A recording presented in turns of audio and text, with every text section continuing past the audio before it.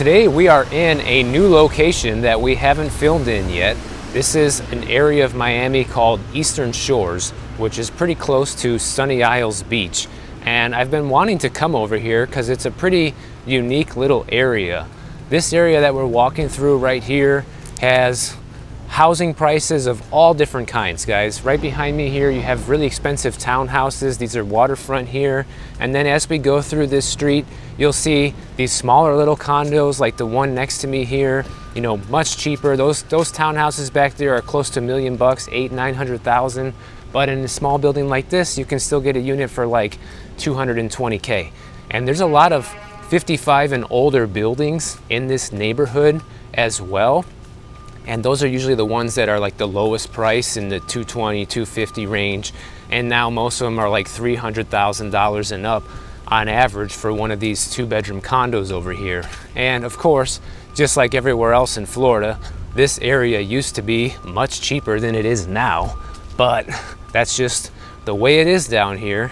But anyways, one thing some of you guys have been asking me to talk about and have been mentioning in the comments is how illegal immigration is affecting the housing market. Because the thing is, guys, we do have a lot of illegal immigration here to the United States. Now, I don't know the exact figures of exactly how many people are coming in on an annual basis, but logic will tell you that if there's a lot more people coming into the country than who are leaving the country, then obviously those people are going to need a place to live, and that in some way or another, whether directly or indirectly, is probably going to influence the cost of housing. I don't know if you guys have seen this or not, but one of the things that's been going on lately is states like Texas and Florida and Arizona have actually been rounding up illegal immigrants and shipping them to other states and cities where they consider themselves to be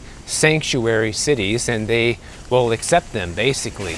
And I'm not going to get into, you know, whether this is right or wrong or whatever. That's not really what this is about. What it's about is how are these areas that are receiving the illegal immigrants going to house them, right? That's the big question here.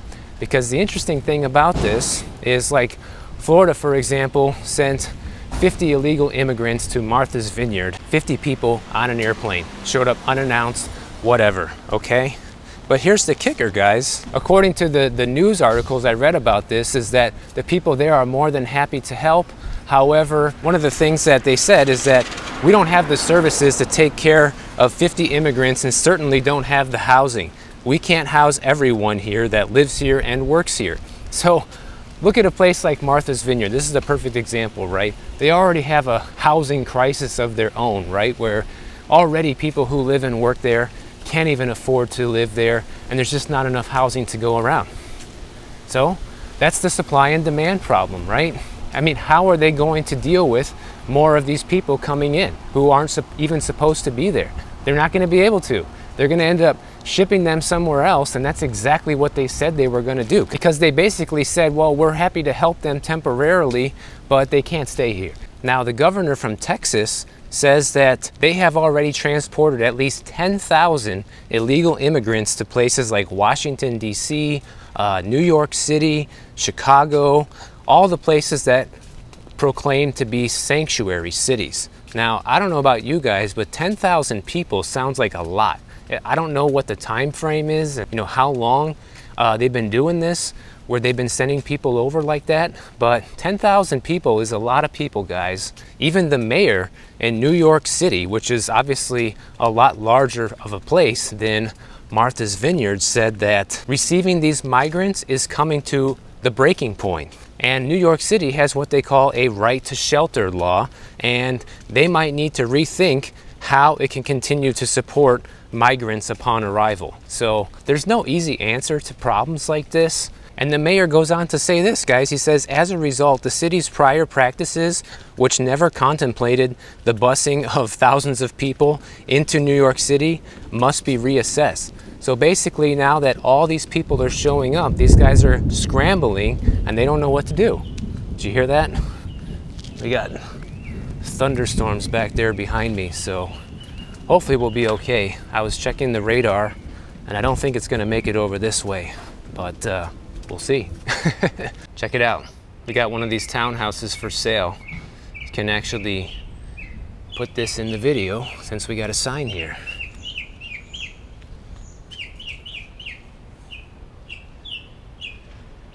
Now guys, I realize that a lot of this going on is more of like a political statement than anything else, but the reality is that all these people are going to have to live somewhere. So when we just look at the simple law of supply and demand, which is what we're focusing on here, these people are going to have to live somewhere.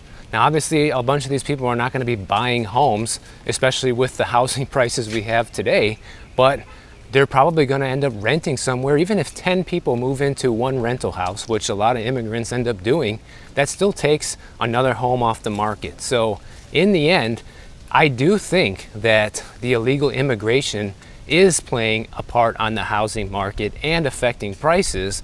We just don't know by how much, because obviously there's like no official number on how many people are actually coming in, how many people are actually staying, how many people are actually working and renting or even end up buying a place. So because we don't have that data, it's impossible to know exactly what's happening with it, but it's reasonable to think that it is having some sort of an impact. Here's another one.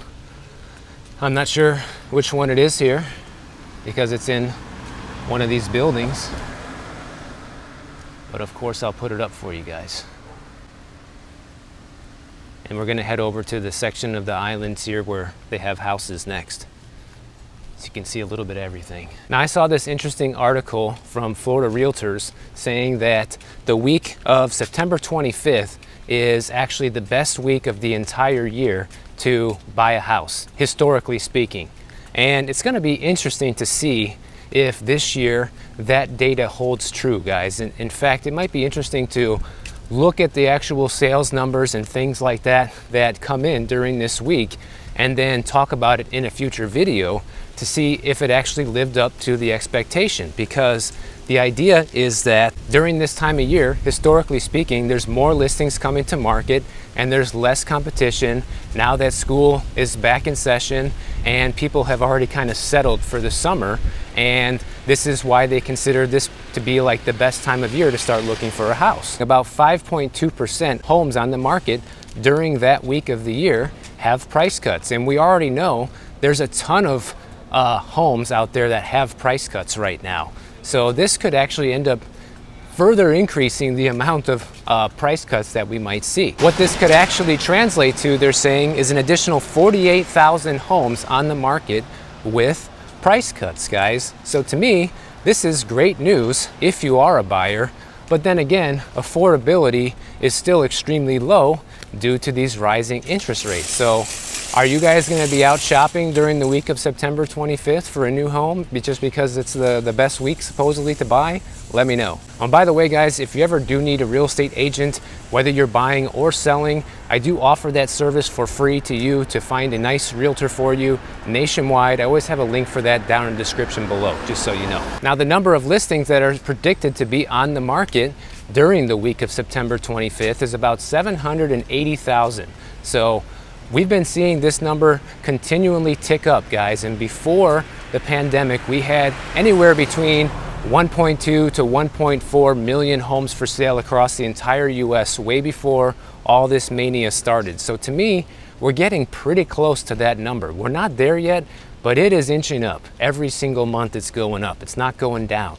So I think by probably spring next year, we're gonna be there, especially once all these new construction homes get delivered that are supposed to be delivered over the next 6 months to a year. Combine that with people that still haven't woken up to the fact that things have turned around, still trying to cash out. There are gonna be all sorts of sellers and all sorts of listings coming to market in the next several months. And some of this data comes from Realtor.com, guys, and they say that during this week of September 25th, historically speaking, the demand for housing, you know, people actually on the website looking at houses for sale, is usually down about 27%.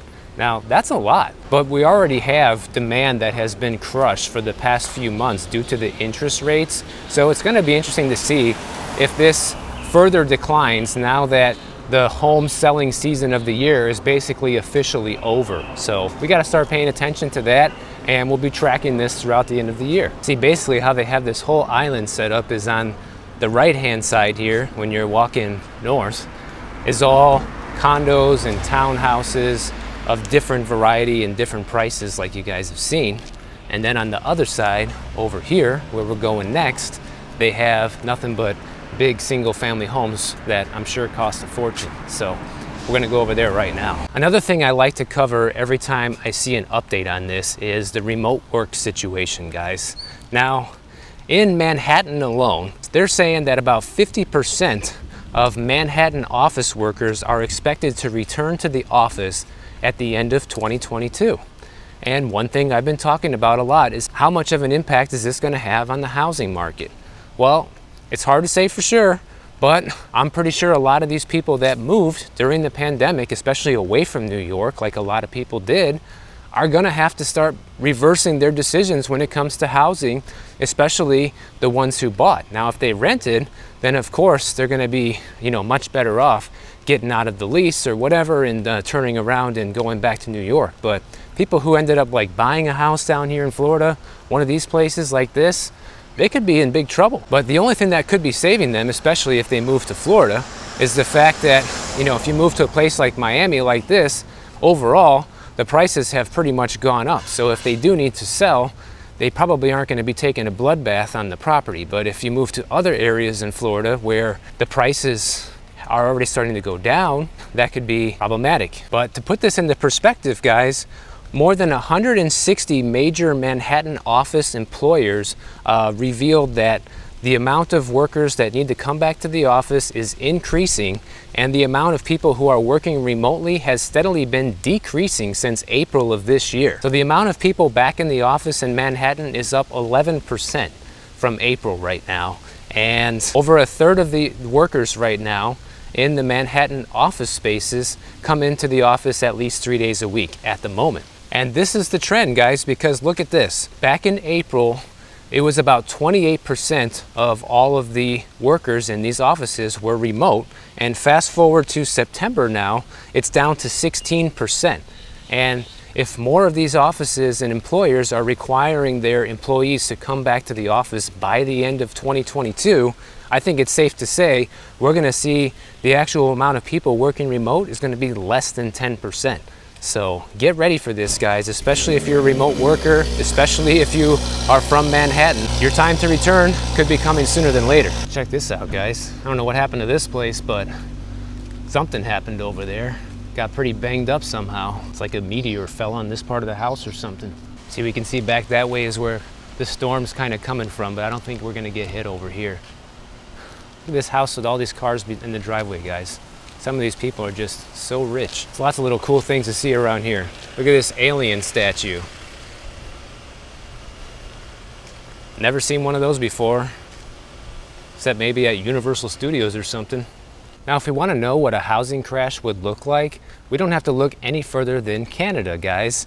Right now in Canada, the average house is worth $637,000, which obviously is still a ton of money. We can't dispute that. That's an extremely expensive house, and the interest rates there have risen just like they have everywhere else, okay?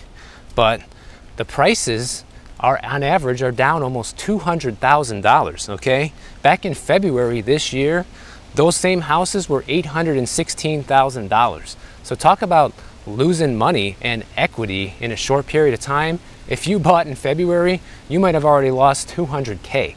Now that is extreme. We're talking about a 25% drop in home prices on average in just like 7 or 8 months. Now that's huge. And that to me is what I would consider a housing crash. And a lot of people think that, well, if prices don't go back to where they were before the pandemic, then it's not really a crash. But I disagree, guys. I think we can just look at a crash as, a rapid decline in prices, which is what Canada is seeing right now. And when your home price goes down in less than a year in 25%, that's a crash. And we got to remember, this is just the beginning of the recession, and depending on how things go globally right now, which overall the picture doesn't look great, then it could get worse. Some people were saying from my video from yesterday is, oh, now you're changing your mind because you don't think prices are going to go back to pre-pandemic levels. No, guys, I've always thought the same thing. I've always thought that it's going to be difficult to get back to 2019 prices, and the main reason being is because the market is so heavily manipulated by the Fed. You know, until the Fed starts unloading those mortgage-backed securities like they promised they're going to do, then the market's going to stay propped up, because that's the main thing that I believe is propping this up. So as soon as they start doing what they say they're going to do, which they probably won't, because you guys think, and I think as well, there's probably no buyers out there for these mortgage-backed securities. So who is going to be stepping in and saving the day, so to speak, and buying all these mortgage-backed securities? Nobody wants it. And that's why it's important when we see things like the 10-year Treasury yield go higher than these mortgage-backed securities. That's part of the reason nobody wants it, because investors are like, hey, I can get more money in just the 10 short years than buying these 30-year mortgages that have a lower return on investment. So nobody wants them for that reason. So I don't know if the Fed is ever going to actually sell these mortgage-backed securities. That's kind of like one of the biggest wild cards that our market's facing right now. If they do, I think we could see an all-out crash. For sure, especially with the increase in interest rates and the potential for all these layoffs coming in the next few months, guys. Yes, I think we can see a complete meltdown, but it's going to take all of those things happening for us to see the meltdown. And if we don't see all these things happening and the Fed keeps doing their part to try to keep things propped up, then it's going to just kind of go down incrementally like it's been doing. So we'll see. But remember, I am a practical thinker, and I am open to anything happening. I don't know exactly what's going to happen. I'm just reporting on what I think is going to happen, always based on the current set of information that we have. So keep this in mind when you watch my videos. If you guys enjoyed this video and you found it entertaining, please subscribe to the channel. Check out my next video on the screen right over here, and I'll see you over in the next one.